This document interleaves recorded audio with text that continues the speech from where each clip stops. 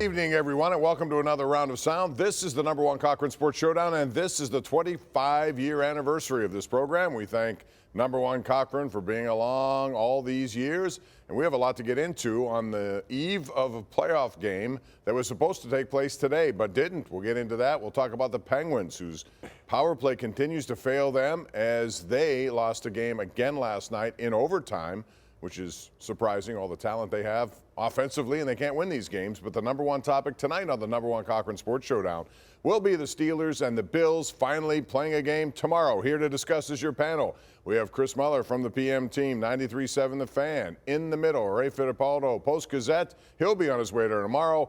And Will Graves, Associated Press, with his new shoes. Every time you come in, you impress me with your shoes. Hey, Bob, I was 13 years old when this show came on the air. Just that's right. Putting that in perspective. And you watched it every single night, and here you are. Now Mom and Dad are watching and you. And here I am, fulfilling a lifelong dream. All right, Ray, I want to start with you on this one. Did the NFL, the Bills, whomever, New York State, did they make a mistake in not making the announcement they made yesterday earlier? Should they have done it on Friday just for all parties concerned? You know, Bob, I guess lake effect snow is hard to predict, so they probably wanted to wait until the last minute, but I don't see any reason why you couldn't have done that Friday night. There were a lot of Steelers fans who made it to Buffalo and got stuck there for 2 or 3 nights. And, you know, we'll see if it's clear by Monday to get in there. But, yeah, I think they could have done it earlier. I'm glad I'm not like somebody who has to make important decisions like this, because I think Ray is right. I do think they talk about like oscillation and all this stuff that happens with these lake effect bands, and hey, it could miss Orchard Park and they get 2 inches of snow there, and 5 miles north gets 3 feet. Right. So that's a unique thing that we're not really accustomed to here, but it does feel like they could have probably guessed on the side of this is going to be like, you know, what? Plus, they're experienced in this. You know what I mean? Like, this is going to be probably 80% that this is very bad and unplayable as we know it was, and make the call like Ray said on Friday. I do think it's a case where the NFL is just so loath to move games like this that they do want to wait to the last minute, and here they probably could have gotten away with, hey, if the worst thing that happens is we tell people this a day early and it turns out to be nothing, right? Oh, well. Well, but I think they definitely punted on it and left it up to the state, because that's a way of covering their butts, right? They're saying, well, we didn't push it. I think, you know, the problem is the other 20%, to Ray's point. If it's, you know, 25 degrees with 4 inches of snow on the ground, everybody's going to be like, oh, why'd you push the game so early? Why'd you decide so early? Now they have to unnecessarily be not rested enough to face whatever their next game is. And so I just think they kind of chickened out a little bit. Do you think the NFL, there were some reports that they were considering other options, including Atlanta, Ray. Was that ever realistic? And would it have been a good choice? I can tell you this. As of 9 a.m. Saturday morning, the Steelers did not hear one word from the NFL the entire week. So it doesn't seem like that was a possibility. I know there were news reports out there. I think the Buffalo News reported Atlanta was a possibility, but it seems to me they would have at least had those preliminary discussions with the team, and those did not take place. I mean, if it had gone to Atlanta, if they had done that, no, it would have been. It would have. Well, you'd have had to hope Mason Rudolph turned it into a Big 12 air raid track meet. But I mean, that obviously benefits Buffalo. There's a reason. Steelers fans who weren't thinking with their brains and were thinking with their hearts were mad when Kathy Hochul announced that this game was going to be pushed back. Most people here understand that the Steelers' best chance in this game was for it to be one that gets flattened by the weather, that really just takes all the football out of it, essentially. It's who can run the ball better and maybe make fewer mistakes. I mean, people know that if this and that still will apply tomorrow. Yeah, but I mean, I think when it's 15-mile-an-hour winds gusting to 25, you know Josh Allen gives the team a baked-in advantage because he can cut it through the wind better than probably any quarterback in the league. Yeah, I mean, I just think it's, you know, it would have been better if they played today for the Steelers, like even like in the whiteout conditions. You know, like I just think it's. They wouldn't have even been able to see players on the field. I mean, I think how bad it was? You know, the cameras would not have even shown players on the field. It would have been that bad. Well, the wind would have been even worse. I remember back to that New England game when they were there in that wind. No, the kickers couldn't even kick it. It was, you'd aim left, it would end up 30 yards right. So how do you do? It's like a golfer trying to get, you know, trade winds in Hawaii coming at you. What do you do? Don't talk to me about that, Bob. Everything I hit off the tee is perfectly straight, no matter what the conditions. No, I mean, you needed a game where the 3-0 game after Hurricane Ivan. Right. You needed a game where the weather was so absurdly severe that it just took all real tactical stuff and strategy completely out of play here. Now that's going to be back in tomorrow, and the Steelers are going to need Mason Rudolph, I think, to put up points. I really do. All right, let's get back to the game itself, and we'll carry this into the next segment as well. But, Will, I want to ask you about the Steelers and their chances here. And I say this because I know the ground game has been working for them. They've had some of the best numbers since week 9 of the season. But one thing about Josh Allen, if it's too windy to throw, he still can beat you with his legs. He runs the ball on average like about 12 to 15 times. This may be 20 times. I mean, do they have an answer for that? They have an answer. Unfortunately, their answer is not going to play. I mean, TJ, let's remember that season opener in 21 where he basically almost single-handedly won that game for them, right? He doesn't play last year. They get smoked 38-3. I think Ray and I were actually talking about this at the facility this week. The Steelers probably need to be +2 in the turnover department and preferably getting one deep in Buffalo territory. That's probably, but how do you do that when you don't have 90 there causing chaos? Your best hope is that Josh Allen turns into Josh Allen, the bad Josh Allen for a quarter and maybe keeps you in the game. The Steelers are top 5 in the league in turnover margin. The Bills were, I think, bottom 10 in turnover margin, so it wouldn't be out of character for either of those things to happen, but I do agree with Will. Turnovers are going to be key tomorrow. They have to be on the plus side to win this game. I mean, Josh Allen makes a lot of YOLO turnovers, like I'm just going to throw this ball, don't care what happens, and he's good enough to obviously make up for it. Like we saw a case study of him in the Miami game. Josh Allen giveth and Josh Allen taketh away. The second one was not so bad. No, I've said this line all week, though, for Simpsons fans out there. Like beer is the cause of and solution to all the world's problems, Josh Allen is the cause of and solution to all the Bills' problems. But here's the other, to add on to the turnovers thing, you said get one deep in there. Like in their territory, I think the Steelers, if they get turnovers, also have to try to thread the needle of killing the clock and trying to limit possessions. Like you almost don't want to go for the quick change strike. You want to run clock. If those are in the second, if they're in the second half, you want to try to pound the ball and maximize both time of possession and punch it in for a touchdown, because that's how much you have to respect the guy's ability to come back on you. And you want to do what the Packers did today. Exactly. Go down the first drive, Take 7 minutes. 7.5 minutes off the clock, score a touchdown, put pressure on a team that has choked in the playoffs before, like the Cowboys, the Bills as well. Yeah. I mean, Ray just stole my thunder. Absolutely. I mean, that was a clinic. I mean, as soon as that pick, as he threw the pick to Alexander and they scored immediately after, you could just feel it just getting tighter and tighter. And, Mike McCarthy's wife's on Zillow, checking to see what's available. Jerry back Jones in on the phone. Belichick, are you there? Didn't have time on his hands. So, But that was a textbook. That was a textbook example of how you went on the road. Absolutely. But they also won the toss and they said, we're taking it with this young offense, and they believed in it, and boy, it worked. All right, when we come back, we'll get more into this game, some of the details about it, what the Steelers have to do. Kickers, how big of a problem will it be? We'll get into that, and later we'll talk about the Penguins and their problems. They have the red-hot Seattle Kraken in town tomorrow, a 9-game win streak for them. That's all coming up.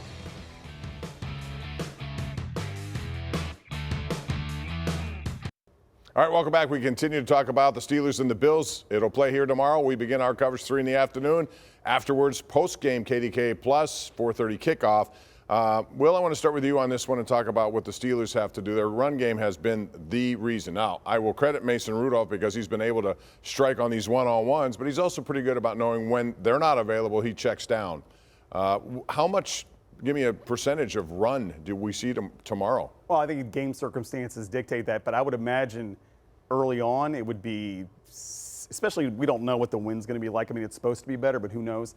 60-40 probably. I mean, with run-based, that's just, they've found something. But one of the reasons they found something because the quarterback is making defenses pay if they try to load the box, which wasn't happening earlier in the year. I don't think that's going to happen tomorrow. I mean, I think that Mason has probably earned a little more respect if the conditions are amenable to throwing the ball. But, yeah, I think that you would be stupid to come out and try to throw the ball tomorrow to try to beat the Bills. Their top corner, Tre'Davious White, is not playing. Rasul Douglas, who was injured in the finale, is questionable for this game. I think at some point you do have to challenge them, and you have to find out what they have. Now, I don't think it's going to be 60-40. I think 55-45 would be ideal. But if the winds are low and you think you can pass a little bit, I think you at least have to try. The one thing that's problematic as I think about that, and I do think the running game came alive because Mason was able to take pressure off them and they're running against lighter boxes. His favorite throw, if there's even 15, 20-mile-an-hour winds at times, is the one that most resembles a field goal.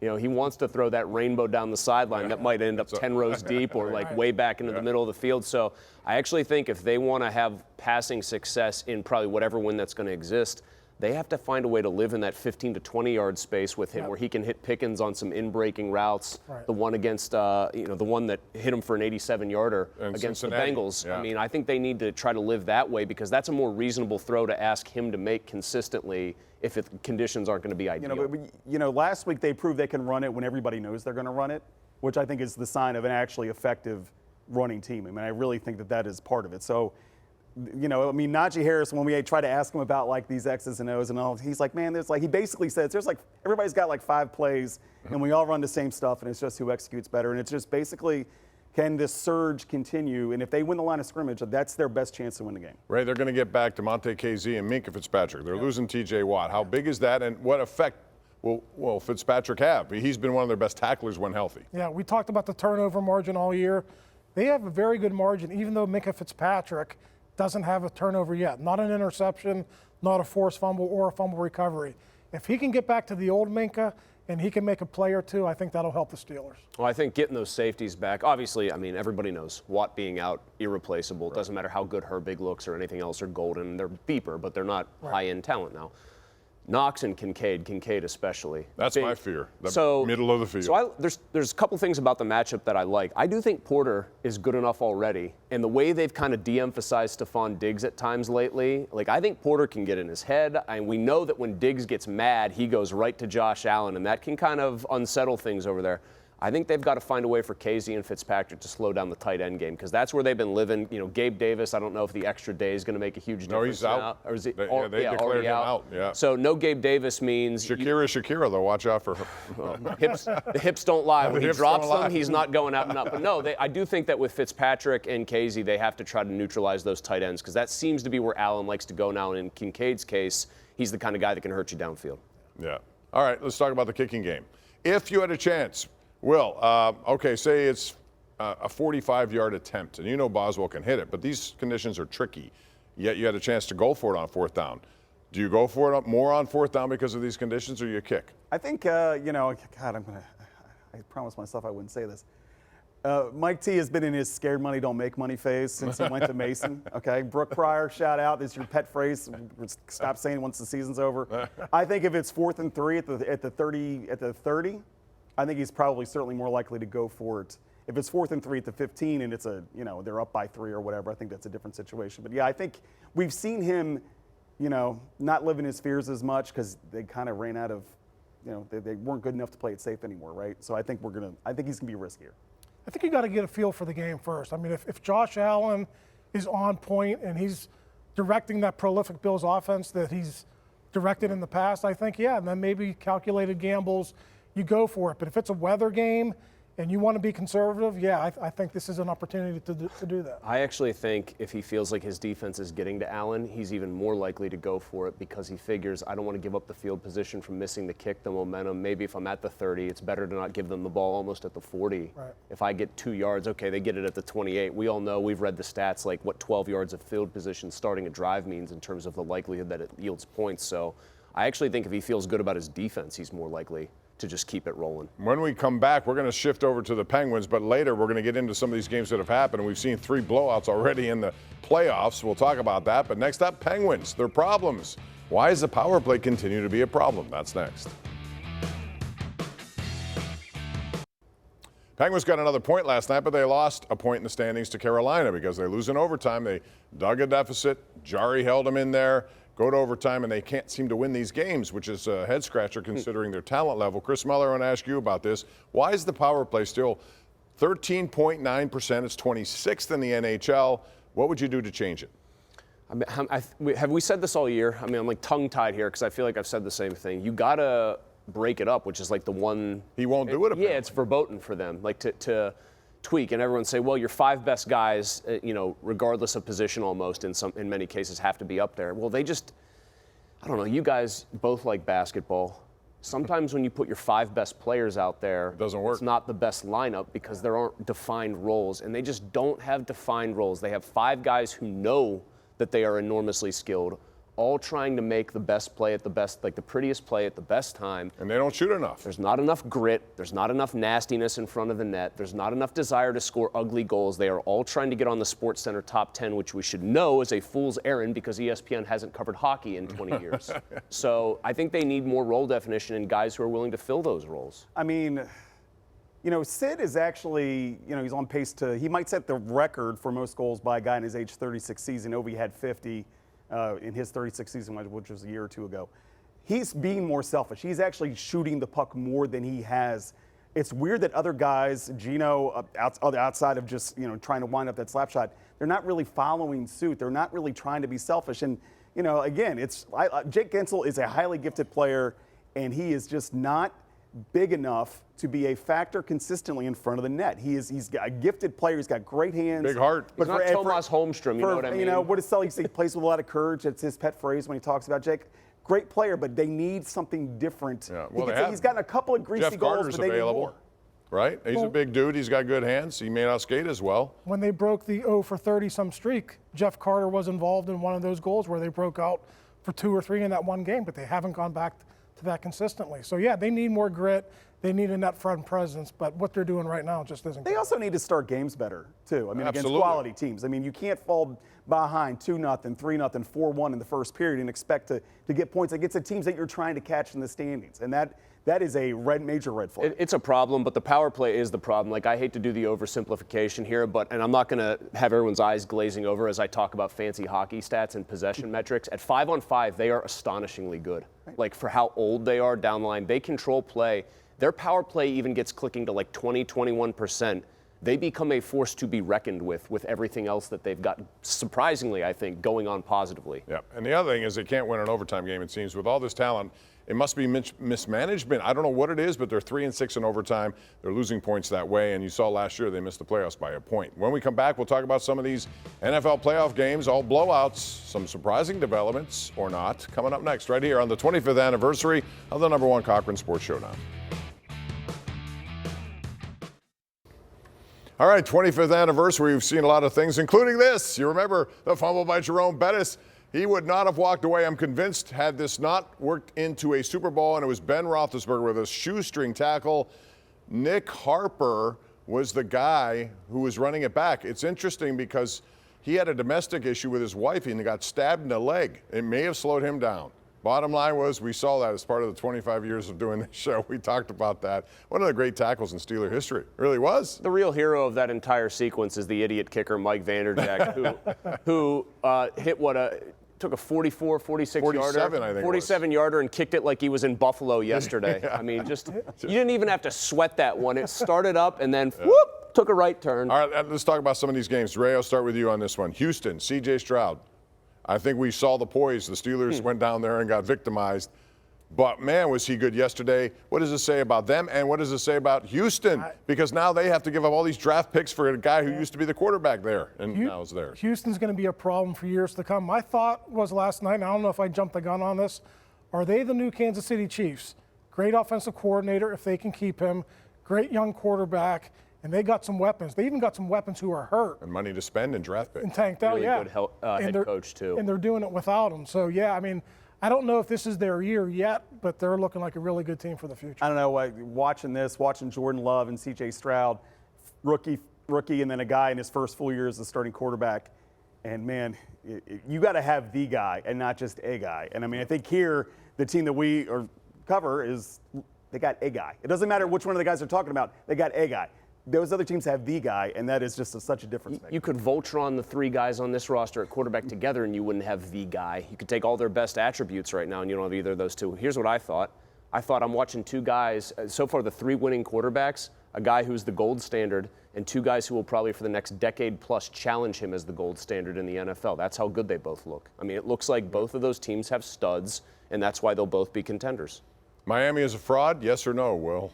Man, I watched too much Hard Knocks. McDaniel, I like him. They were so beat up on the defensive end yesterday that I that just was think his it was fault. Tua might be a fraud, though.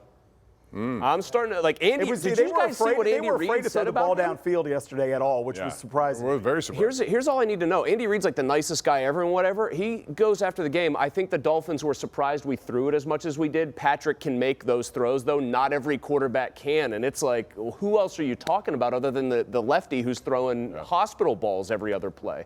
Yeah. I think Tua's the fraud there. I'm not sold. You get him. He's a September, October guy. Trade him for after you get to those 2 months in your fantasy leagues, and you'll do well. And yet, if they win that game against Buffalo last week, they're the 2 seed. They're at home.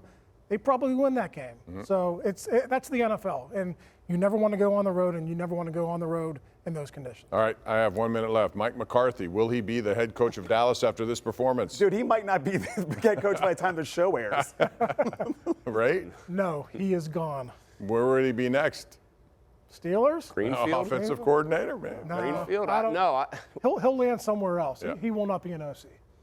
I don't think – it might take a year, though, for him. He might have to cycle through till next year. No, I thought Jerry was going to fire him at halftime. They showed him turning around. I'm thinking, is he looking for the big slip right then and there? My God. It's amazing how many coaches have gotten new jobs in college. It takes a day to find it used to be a big search, not anymore. And it may be that way in the NFL. We'll see. Meantime, a lot of people have bought vehicles from number one Cochran. If you follow this show, you know that. And now it's your turn to sell them a car. And it's super easy, too. Hassle-free. You get payment on the spot. The biggest part is number one Cochran can pay more for used cars because they sell more used cars. It makes sense. Sell yours entirely online now at Cochran.com or stop by any Cochran store. It's number one Cochran, and they buy cars.